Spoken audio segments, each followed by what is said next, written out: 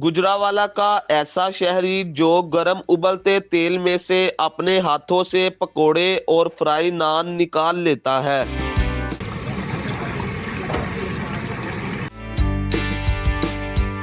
गुजरांवाला के इलाका माफीवाला में और यहाँ पर एक फूड पॉइंट है जहाँ पर खूबसूरत अंदाज में जो है अपने फन का मुजाहरा करते हुए गर्म उबलते हुए तेल में हाथ डालकर जो है पकोड़े समोसे और इसके अलावा फ्राई नान जो है वो निकालते हैं। तो इनसे बात करते हैं।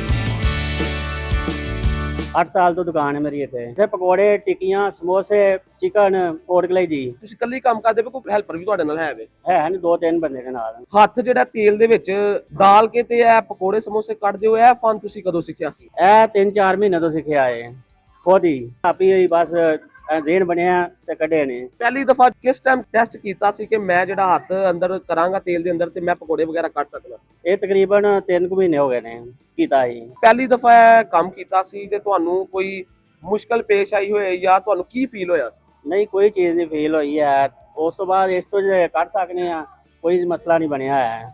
ਸਹੀ ਤਰੀਕੇ ਨਾਲ ਕੱਢੀ ਦੇਣੇ ਆ। ਹੁਣ ਤੁਹਾਨੂੰ ਕੱਢ ਕੇ ਵਹਾਨੇ ਆ ਟਿੱਕੀਆਂ। ਅਰੇ ਉਹ ਤੇ ਤੁਹਾਨੂੰ 3 ਮਹੀਨੇ ਪਹਿਲਾਂ ਕਿਵੇਂ ਖਿਆਲ ਆਇਆ ਕਿ ਮੈਂ ਕੰਮ ਕਰ ਸਕਦਾ? ਬਸ ਐਵੇਂ ਹੀ ਮੇਰੇ ਦਿਨ ਦੇ ਵਿੱਚ ਆਇਆ ਕਿ ਚਲੋ ਅਸੀਂ ਵੀ ਆ ਕੋਈ ਸ਼ੁਗਲ ਮੁਗਲ ਲਾਈਏ, ਕਾਮਯਾਬ ਹੋਏ ਆ। ਆਵਾਮ ਸਾਡੇ ਕੋਲ ਆਉਂਦੀ ਏ ਵੇਂਦੀ ਏ, ਸ਼ਹਿਰ ਤੋਂ ਬਾਹਰੋਂ ਵੀ ਲੋਕ ਆਉਂਦੇ ਨੇ, ਸ਼ਹਿਰ ਦੇ ਲੋਕ भी आते हैं। आप एक मरतबा दिखाए हमारे नाज़रीन को किस तरह जो है आप गर्म उबलते हुए तेल में जो है हाथ डालकर जो है ये टिक्कियां और पकोड़े वगैरह निकालते, जरा दिखाइएगा एक मिनट। हाँ जी बिल्कुल, जिस तरह आपने देखा कि दोनों हाथ जो है इस वक्त उबलते हुए तेल में इन्होंने डालकर जो है ये टिक्कियां निकाली हैं।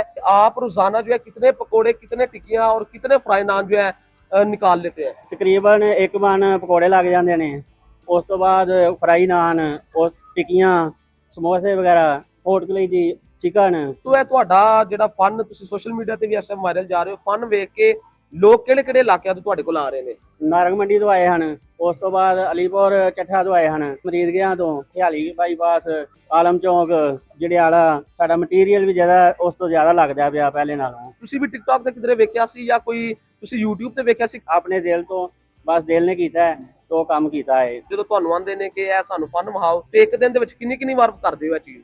ਇੱਕ ਦਿਨ ਦੇ ਵਿੱਚ 3-3 4 ਦਫਾ ਜਿਸ ਟਾਈਮ ਕੋਈ ਆਉਂਦਾ ਉਸ ਟਾਈਮ ਵੀਡੀਓ ਬਣਾਈ ਦੀ ਨਾਲ ਇਹ ਕੰਮ ਕਰ ਲਈਦਾ ਹੈ। ਤੁਹਾਡੇ ਕੋਲ ਕੋਈ ਆਏ ਤੇ ਤੁਹਾਨੂੰ ਕਹੇ ਕਿ ਸਾਨੂੰ ਇਹ ਫਨ ਸਿਖਾਓ ਤੇ ਕੀ ਕਰੋਗੇ, ਉਹਨੂੰ ਸਿਖਾਓਗੇ ਕਿ ਨਹੀਂ? ਅਗਰ ਉਂਝ ਪਕੌੜਿਆਂ ਦਾ ਕੰਮ ਸਿੱਖਣਾ ਹੈ, ਟਿੱਕੀਆਂ ਬਣਾਉਣ ਦਾ, ਉਹ ਸਿਖਾਵਾਂਗੇ। ਇਹ ਨਹੀਂ ਸਿਖਾਣਾ, ਦਿਲ ਕੁੱਦੇ ਨਾਲ ਸਿੱਖਿਆ ਜਾਂਦਾ ਹੈ। ਮੈਂ ਟਿਕਟੌਕ ਤੇ ਅਕਸਰ ਇਹ ਭਾਈ ਦੀ ਵੀਡੀਓ ਦੇਖਣਾ ਸਾਂ ਤੇ ਬੇਖੌਫ ਹੋ ਕੇ ਇਹ ਪਕੌੜੇ ਸਾਰੇ ਦੋਹਾਂ ਹੱਥਾਂ ਨਾਲ ਕੜਾਈ 'ਚ ਹੱਥ ਪਾ ਕੇ ਤਾਂ ਸਾਰੇ ਪਕੌੜੇ ਬਾਹਰ ਕੱਢ ਲੈਂਦਾ। ਜਾ ਕੇ ਮੈਂ ਕਿਹਾ ਦੇਖੀ, ਤੁਸੀਂ ਦੇਖ ਸਕਦੇ ਹੋ ਤੁਹਾਡੇ ਸਾਹਮਣੇ ਇਹ ਸਾਰਾ ਕੰਮ ਕਰਦੇ ਪਏ ਨੇ। मैं अक्सर इनसे दोपहर के वक्त खाने के लिए टिक्कियाँ समोसे या पकौड़े वगैरह लेके जाता हूँ। अचानक मैंने इनको देखा ये हाथ के साथ ही पकौड़े निकाले। मैंने उनसे पूछा आप ये कैसे कर रहे हैं, तो उन्होंने बोला कि ये मैं आसानी के साथ ऐसे निकाल लेता हूँ। फिर मैंने स्पेशल उनको कहा, फिर उन्होंने मुझे टिक्कियाँ निकाल के दिखाई तो मैं बड़ा हैरान हुआ। फिर मैंने उनका हाथ देखा पकड़ के, कहीं इनका हाथ जला तो नहीं। मैंने ऐसे दबा के देखा इनका हाथ कहीं सख्त या छाला तो नहीं बना, तो लेकिन इनका हाथ बिल्कुल जैसे नॉर्मल होता है वैसे ही वो कहते हैं ये मेरा फन है।